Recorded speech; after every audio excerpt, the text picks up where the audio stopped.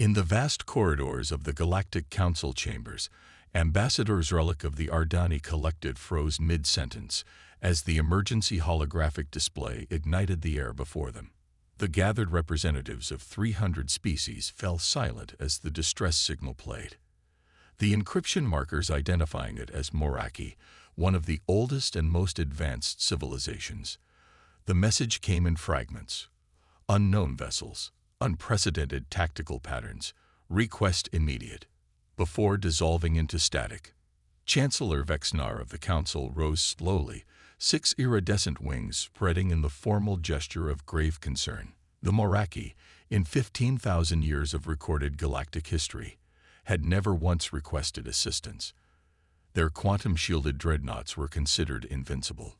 Whatever had prompted this signal represented something entirely new to the galactic community, something potentially catastrophic. "We must investigate," Vexnar announced, voice resonating through specialized harmonic chambers. "But we must also prepare. The impossible has occurred." The council erupted into a cacophony of voices, sense, and telepathic projections, their disparate communication methods creating a storm of overlapping concerns. Zrellik's crystalline sensory filaments retracted protectively as the electromagnetic interference from agitated void-born representatives threatened to overwhelm his neural pathways. "Order," demanded Sub-Chancellor Claveri, her gravitational manipulators creating a momentary pressure wave that physically dampened the chamber's chaos. "We require information before action." High Technician Ithil of the Moraki Embassy approached the central platform, his silver exoskeleton reflecting the chamber's bioluminescent lighting. The council quieted. The Moraki rarely participated directly in proceedings, preferring to observe from their designated alcoves. The signal originated from the Viridian system. Ithil's voice emerged from his translation module with uncharacteristic modulation, indicating emotional distress. Another unprecedented occurrence. Mining Operation Designation VM-7291 established a standard resource claim 4 cycles ago.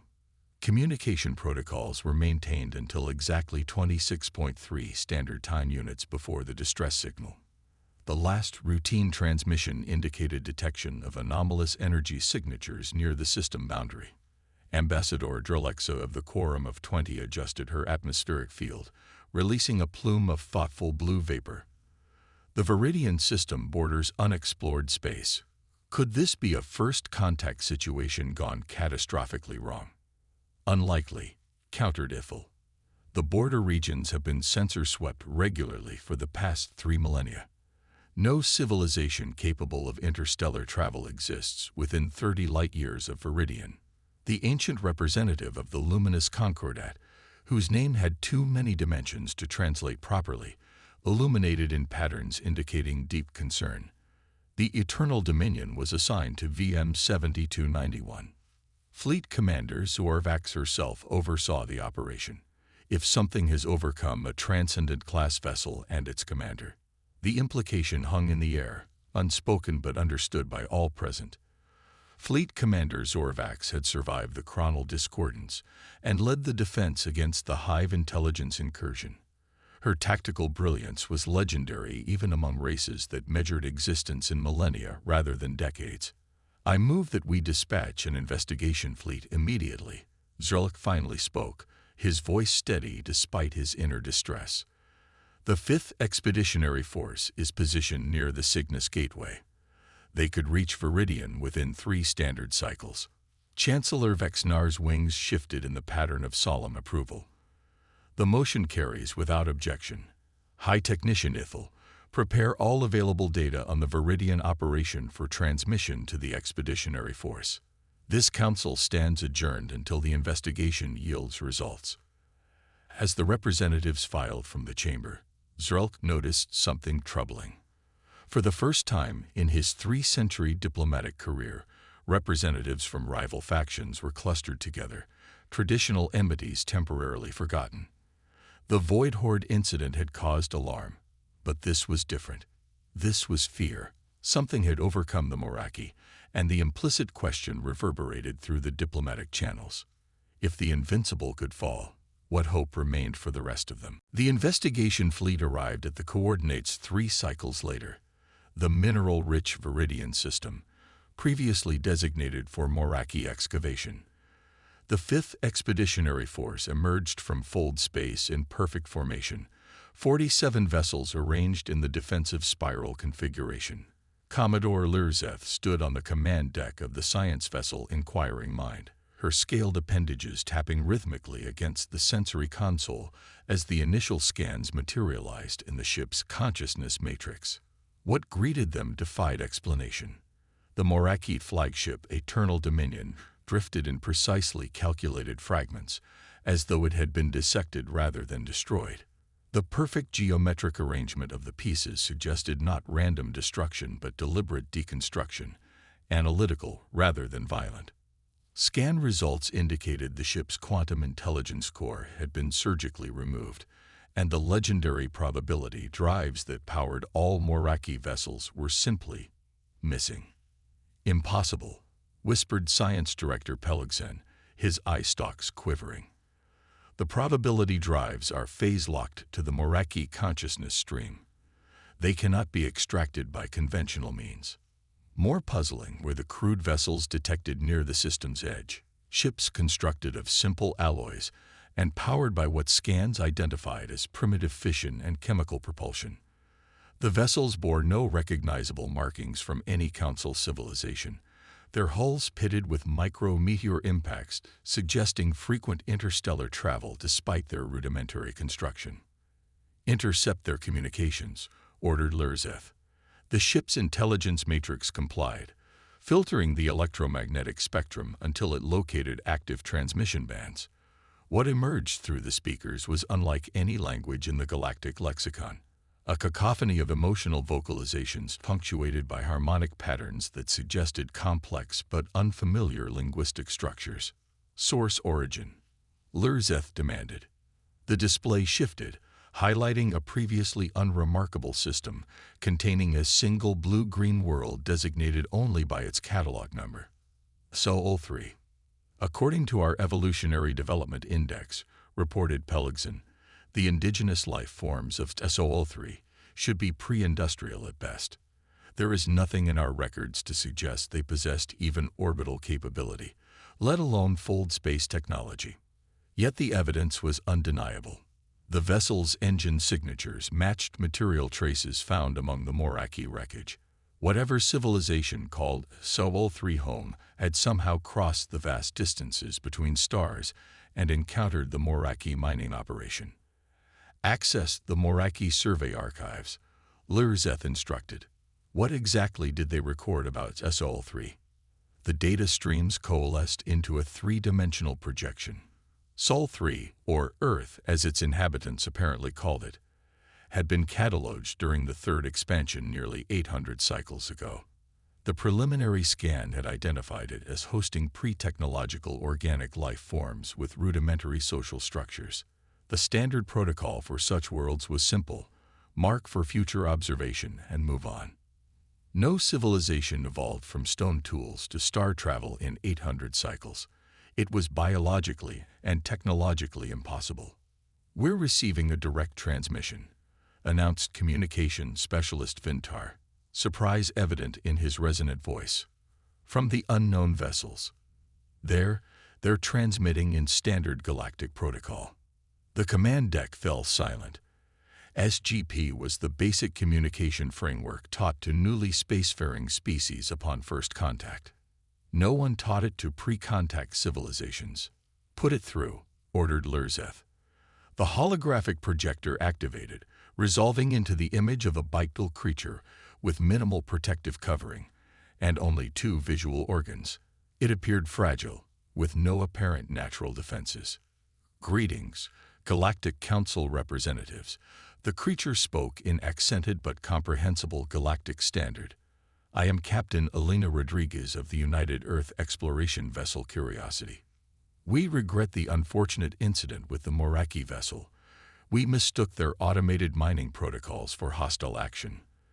The creature's facial features arranged themselves into what evolutionary experts would later identify as his smile, a puzzling expression combining apprehension and friendliness. We would very much like to establish proper diplomatic relations. We have so many questions to ask, and so much to learn from you. Lurzeth's scales shimmered in the pattern denoting profound confusion. These humans had somehow dismantled the most advanced warship in the galaxy. And now they wanted to talk. Play it again, instructed Specialist Tholox, the Council's senior xenopsychologist. The holographic display flickered, resetting to the beginning of the recovered Moreki sensor feed. The secure analysis chamber aboard the inquiring mind held just 3 individuals: Tholox, Commodore Lurzeth, and Security Director Vaxmore. What they witnessed contradicted every assumption about first contact scenarios. The footage showed the initial encounter: 3 human vessels approaching the Viridian mining operation. Their trajectory was steady, methodical, suggesting scientific survey rather than hostile intent. The Moreki automated defense grid activated as programmed, generating the standard warning field designed to repel primitive craft. The humans didn't flee or attack. Instead, they executed a series of precise maneuvers, maintaining minimum safe distance while transmitting on multiple frequencies. There, Tholox gestured with a sensory appendage. Freeze and enhance. The display magnified, focusing on one human ship's communication array. Notice the frequency modulation patterns. They're systematically working through all known communication protocols in the galaxy, including several that aren't documented in public databases. Security Director Vaxmore's protective plates shifted uneasily. How could they possess classified communication protocols? Perhaps they don't, suggested Lurzeth. Perhaps they're deriving the patterns through mathematical analysis. Continue playback. The footage resumed. The Moreki vessel deployed its secondary defensive measures, graviton disruption fields designed to disable propulsion systems. The human ships responded not with panic, but with a coordinated dispersal pattern that minimized their exposure. One vessel appeared to deliberately allow itself to be caught in the field's periphery. "They're testing the field properties," murmured Tholox, sacrificing one vessel to gather data on the weapon's characteristics. What followed defied conventional tactical analysis. The human ships regrouped, then executed what appeared to be a choreographed sequence of approaches and retreats, each movement building on information gathered from the previous exchange. "They're learning." Tholox's voice held rare emotion. "Not implementing pre-programmed battle algorithms. They're creating new approaches in real time." The final sequence showed a human vessel positioned precisely at the resonance node of the Moreki defense grid, a vulnerability known only to highest-level Moreki tacticians. The vessel transmitted a focused data packet directly into the Moreki ship's primary information intake. "What was transmitted?" demanded Vaxmore. Lurzeth manipulated the controls, isolating and decoding the packet.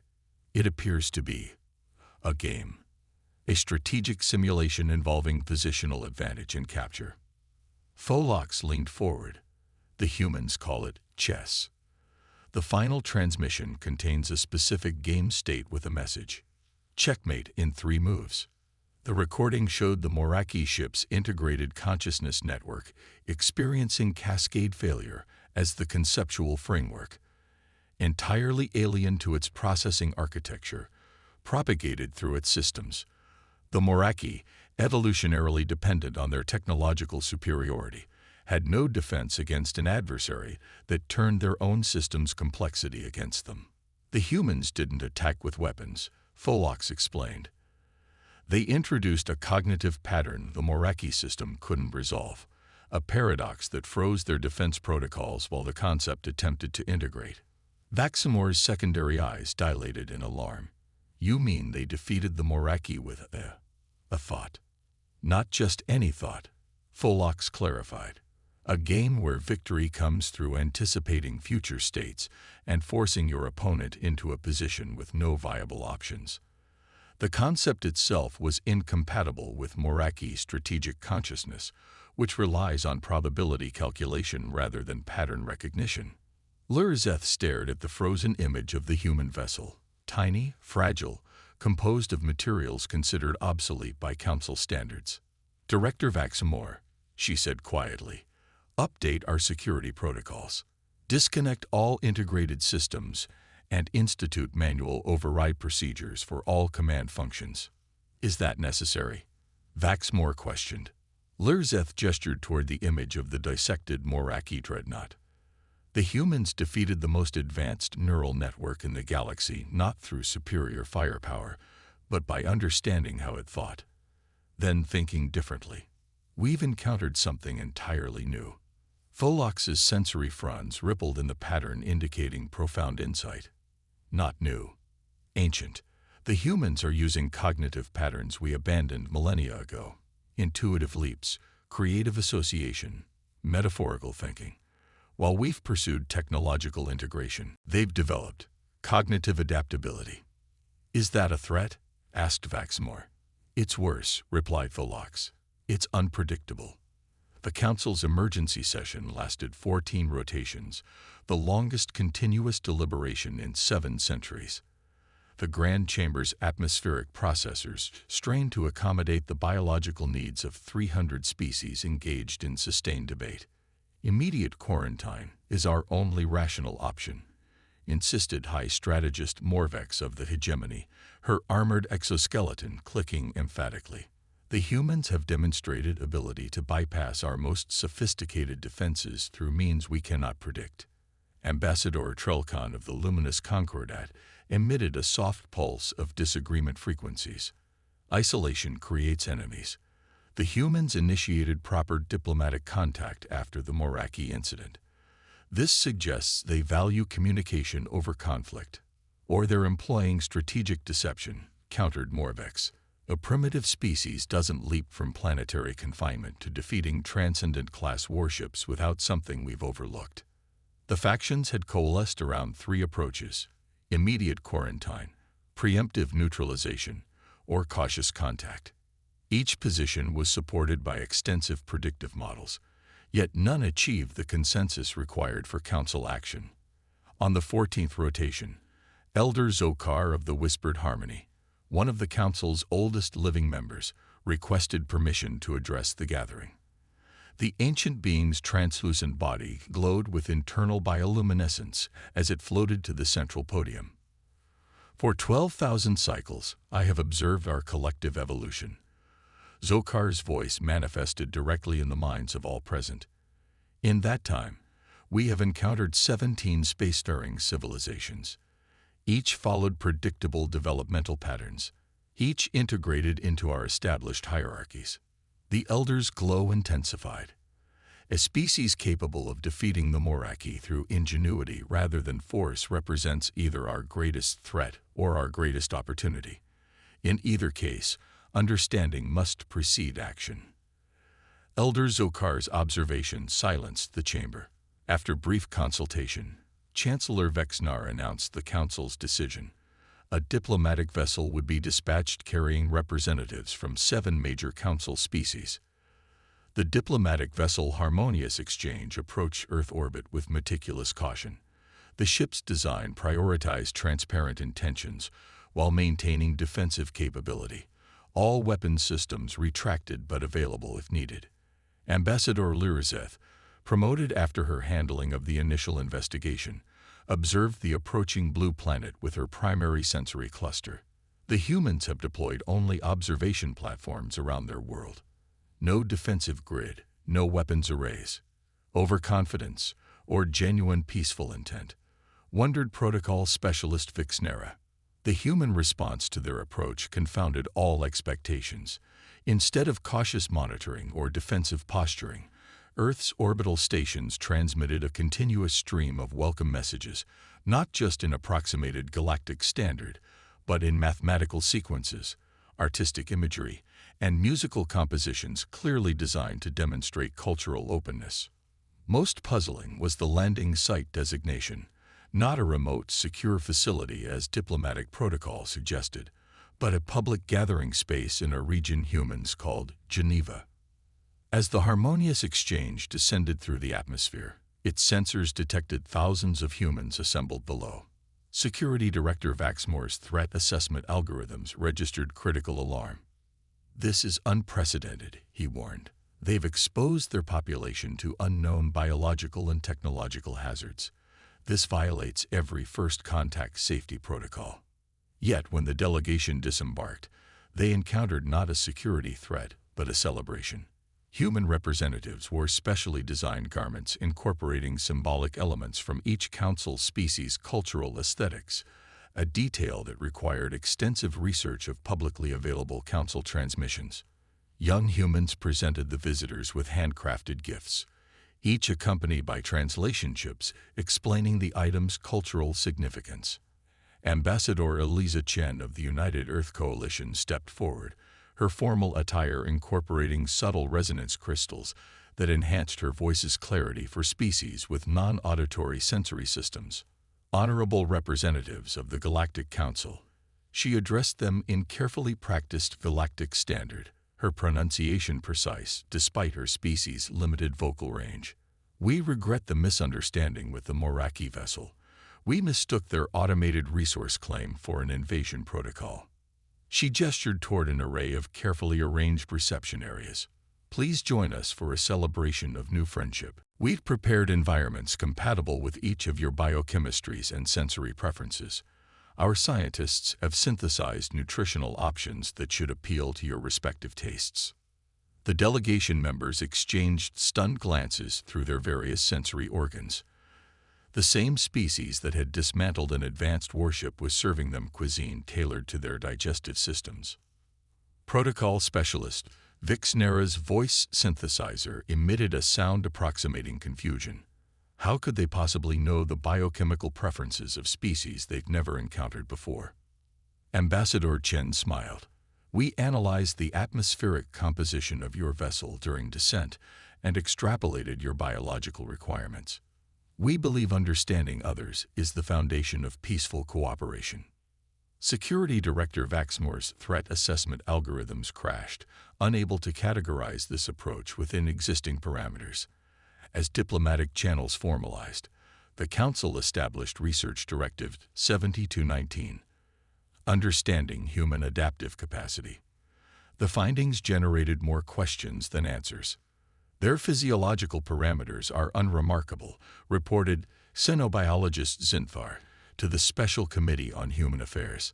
The holographic display presented human biological data collected during cultural exchange visits. Humans possess no significant advantages, no natural weapons, no redundant organs, limited sensory range, and vulnerable epidermal covering. Their neural architecture appears simple compared to most council species. Yet they defeated the Moraki, observed Ambassador Lirzeth. "Explain the contradiction." Zinthar manipulated the display, shifting to neurological scans. "Their cognitive structure is unusual. While most evolved intelligences develop specialized neural pathways, human brains maintain extraordinary plasticity throughout their lifespans. Their neurons form new connections constantly, reconfiguring in response to new information." Specialist Tholox, now head of the Human Psychology Division, activated his own data stream. Their historical database reveals a species that has survived multiple planetary-scale catastrophes, ice ages, pandemics, atmospheric composition shifts. Each time, they adapted not through biological evolution, but through behavioral and technological innovation. "A species that changes its behavior faster than its biology," mused Counselor Vexnar. "Concerning, but not unprecedented." "There's more," continued Tholox, his sensory fronds rippling with excitement. "Human social structures defy standard evolutionary models.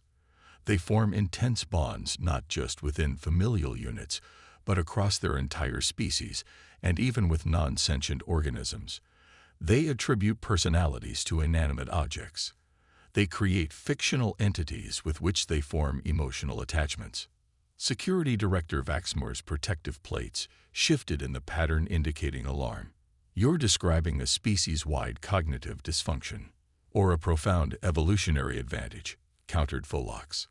Their ability to anthropomorphize, to project consciousness onto non-conscious entities, allows them to predict and model behaviors beyond their direct experience. It's not dysfunction, it's predictive empathy.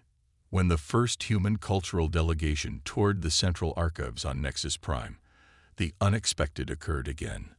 Archivist Preekson observed a group of humans standing before the crystal memory spires, vast lattices containing the accumulated knowledge of the council races.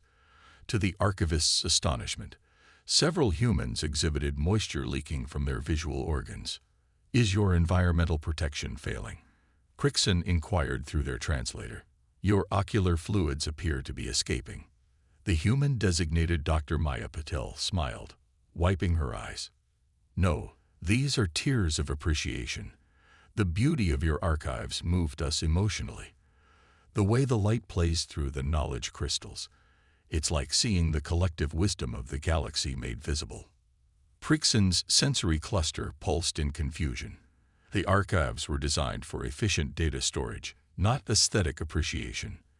The concept that information architecture could evoke emotional response was alien to Preekson's understanding. That same day, human engineers identified 17 potential vulnerabilities in the archive's structural design and proposed elegant solutions that incorporated biologically inspired reinforcement patterns. "We noticed the crystal latticework follows the same mathematical sequences as mollusk shells from our oceans," explained engineer Hiroshi Tanaka. "But in shells, the Fibonacci sequence includes periodic irregularities that actually strengthen the structure against pressure variations. We thought your archives might benefit from similar adaptive patterning." Reports flooded the council. Humans integrated into galactic society with bewildering speed, learning languages, forming cross-species friendships, establishing cultural exchange programs, and all the while studying everything they encountered with insatiable curiosity. In the diplomatic quarter of Nexus Prime, a human child named Sophia befriended a voidborn juvenile, a species whose perception of reality existed partially in dimension space humans couldn't perceive. Despite this fundamental incompatibility, Sophia created a communication system using colored threads arranged in patterns that the Voidborn could detect through its dimensional senses. "They connect, adapt, and absorb," concluded Specialist Tholox in his 7th report to the Council. But to what end? What drives a species to extend themselves so far beyond their evolutionary parameters? The question remained unanswered, a growing source of both fascination and unease among Council species. Some found human adaptability endearing. Others found it terrifying. A species that could so readily reshape itself to accommodate the unknown represented something the galaxy had never encountered before, intelligence unbound by the constraints of its own biology. 18 cycles after first contact, the emergency alert protocols activated across all Council systems simultaneously. The quantum communication network, designed to never fail, struggled under the strain of distress signals from 3 separate border sectors. The Void Horde had emerged from uncharted space, not a single species, but a collective of predatory civilizations that consumed resources and left barren worlds in their wake. Initial encounters devastated 3 outer colony systems before defenses could mobilize. The Horde employed tactics that countered conventional Council military doctrine, using sacrificial waves to deplete energy weapons and targeting communication relays to isolate defending forces. In the emergency Council session, the holographic displays showed the projected path of destruction, a swath of devastation cutting toward the heart of Council space. "We have mobilized the combined defense fleet," reported Grand Admiral Vexmore, his battle carapace fully extended. "But the Horde's numbers are unprecedented. Their resource consumption patterns suggest they've been building forces in the galactic void for centuries. The Strategic Projection Matrix, the most sophisticated prediction system in known space, calculated a 94% probability of critical infrastructure collapse within 6 cycles. We must implement Contingency Protocol Omega, advocated Supreme Strategist Zenxar of the Hegemony. Sacrifice the outer systems to preserve the core worlds." As the Council assembled its unified defense fleet, a process hampered by political maneuvering and resource disputes, the human representatives requested an emergency session. The request was initially denied, then grudgingly granted when 3 elder species interceded on humanity's behalf. Dr. Sanjay Patel, Earth's foremost xenobiologist, approached the central podium. His unassuming appearance, no exoskeleton, no visible technological enhancements, caused several council members to emit frequencies of dismissal. "Esteemed Council," he began, "we've analyzed the available data on the Void Horde and believe we've identified something crucial that's been overlooked." The display shifted to show complex behavioral patterns extracted from Horde movement data. Dr. Patel continued, his voice steady despite the skepticism directed toward him. "The Void Horde isn't a military force. It's a desperate refugee crisis. Their home region is collapsing due to neutron star destabilization. Their aggression is driven by survival instinct, not conquest." Murmurs of disbelief rippled through the chamber. "Impossible," declared Admiral Vexmore. "Our analysis confirms coordinated attack patterns consistent with invasion protocols." Dr. Patel nodded respectfully. "From your perspective, yes, but humans evolved from prey species that became predators. We recognize the difference between hunting behavior and desperation. Look here." He highlighted sections of data the Council's systems had categorized as random variation. "These aren't random. These are communication attempts using gravimetric pulses. The patterns match distress signals, not battle coordinates. The Horde is telling you they're dying." Ambassador Elena Chen stepped forward, her expression somber. "The Horde's aggression looks like conquest because they're following resource signatures. They're not invading. They're fleeing and foraging simultaneously." Chen activated her own data stream, displaying a comprehensive alternative to the Council's military response, a plan combining targeted resource provision, specialized communication protocols to bypass the Horde's fight-or-flight responses, and strategic relocation initiatives. "This approach requires a fraction of the resources of a full military engagement," she explained, "and preserves both Council infrastructure and Horde populations."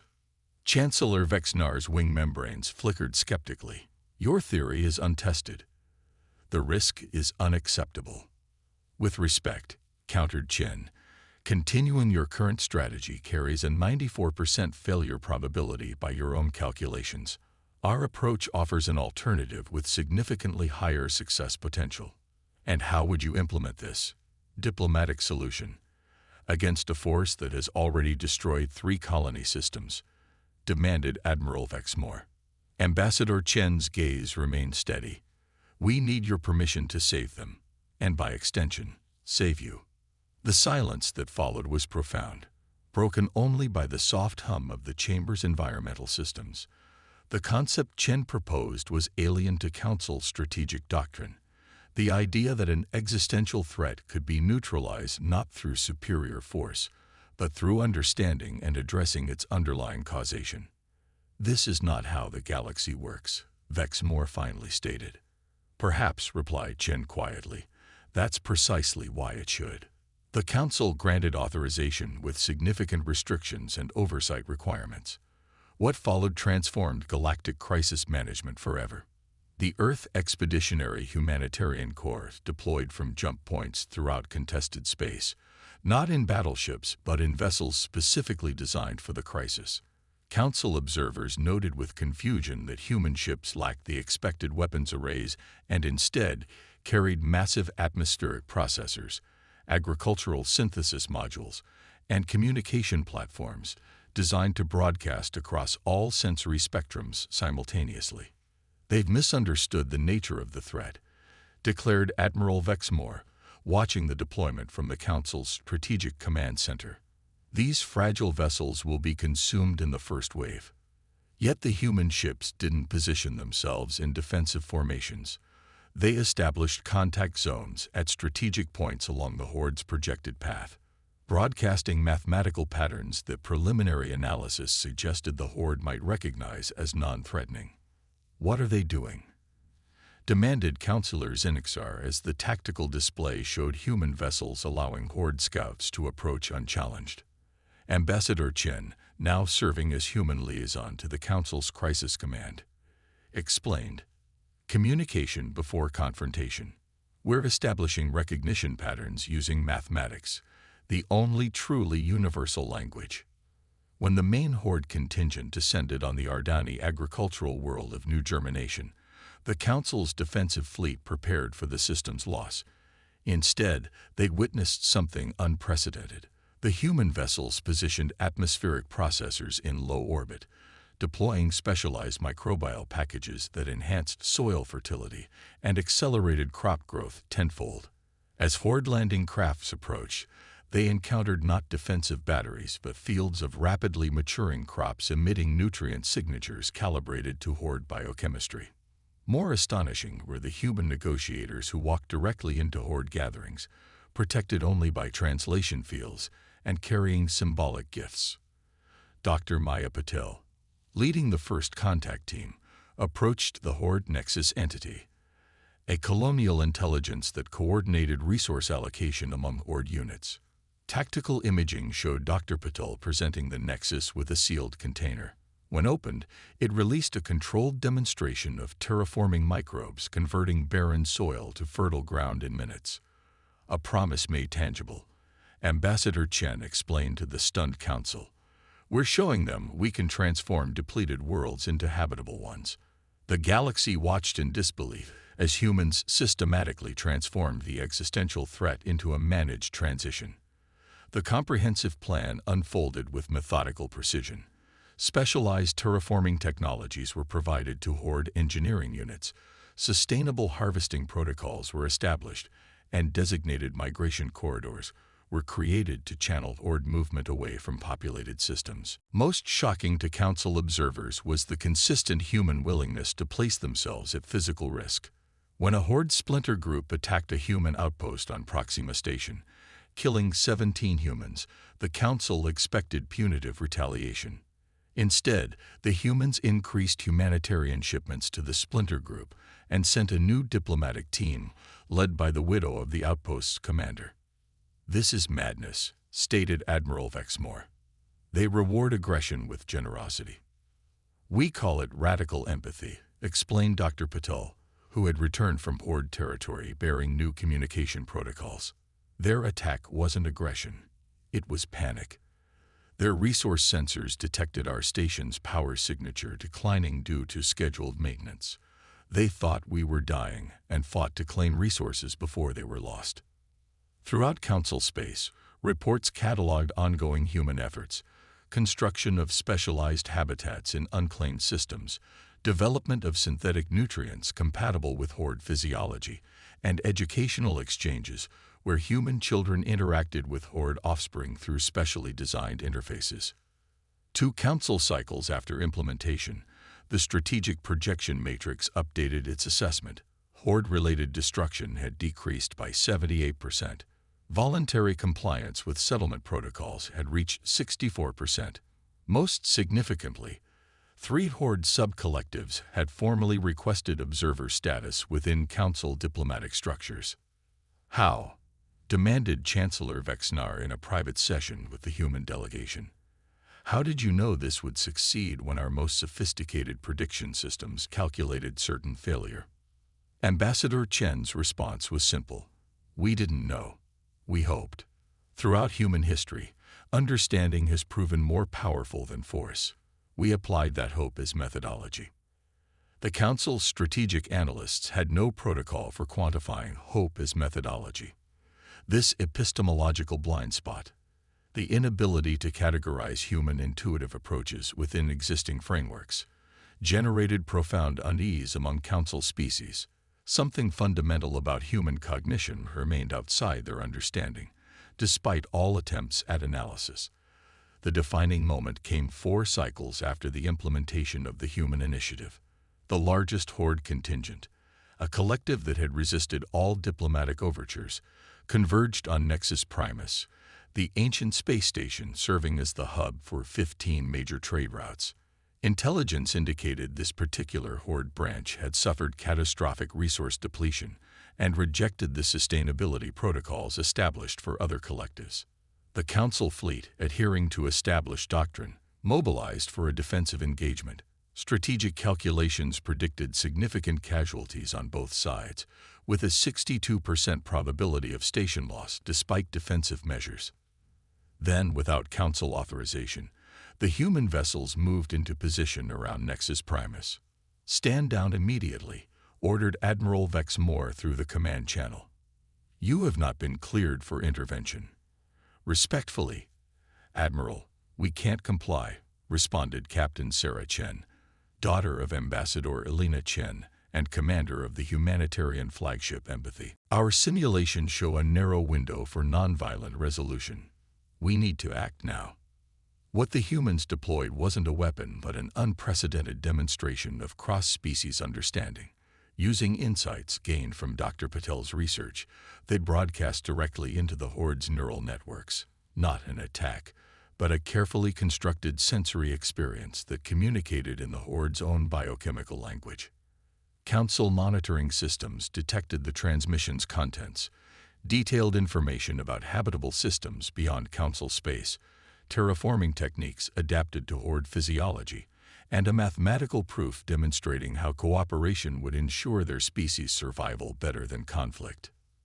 Simultaneously, human specialists aboard Nexus Primus reconfigured the station's energy matrix to emit radiation frequencies that the Horde interpreted as nutrient-rich, creating the perception of abundance rather than scarcity.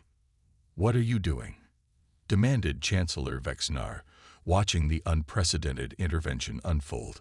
"This is a violation of operational parameters." Dr. Patel, monitoring from the Council Command Center, explained calmly, "We're speaking to them in their own language. Not words, but sensations. We're showing them a path to survival that doesn't require conflict." The Horde's response was immediate and transformative. Their attack formation dissolved as ship after ship altered course toward the newly revealed territories. Within 2 standard time units, the entire contingent had redirected away from Nexus Primus, following the navigational coordinates provided in the human transmission. When the crisis ended without a single casualty, the Grand Council convened to process what they had witnessed. The emergency session was broadcast across all member worlds, a rare occurrence indicating matters of profound significance. Ambassador Elena Chen, summoned to address the assembled representatives, accepted their formal recognition with characteristic human emotion, tears flowing freely as she explained, "We protected you by understanding what drives fear and need across all sentient life. We reached out instead of striking out because that's what humans do when we see ourselves in others. Our greatest strength isn't our technology or our resilience. It's our capacity to recognize patterns, adapt our thinking, and imagine better futures for everyone we encounter." Throughout Council space, the realization spread among 1,000 species. The universe had encountered something truly unprecedented. Not conquerors or warriors, but perhaps something more unsettling. A species whose evolutionary path had produced beings capable of transcending their own limitations through radical empathy and cognitive flexibility. Elder Zokar, addressing the final session from his suspension chamber, articulated what many felt but few dared express. "For millennia, we feared discovering a species more advanced than ourselves, with superior weapons, technology, or physical capabilities. We never considered the possibility of encountering a species more advanced in compassion, in understanding, in the ability to see beyond conflict to connection. The galaxy wasn't terrified of human violence, it was terrified of human understanding, a force more transformative than any weapon, capable of rewriting not just strategic doctrines, but the very nature of galactic civilization itself." In the centuries that followed, the term human approach entered the diplomatic lexicon of all Council species. It signified not weakness or naivety, but the profound recognition that the most powerful force in the universe wasn't destruction but creation, wasn't dominance but cooperation, wasn't fear but understanding. And though many species still regarded humans with unease, they gradually came to appreciate the truth in Ambassador Chen's final words to the Council. What terrifies you today will save you tomorrow. For in seeing ourselves in others, even those most alien to us, we discover not just their salvation, but our own.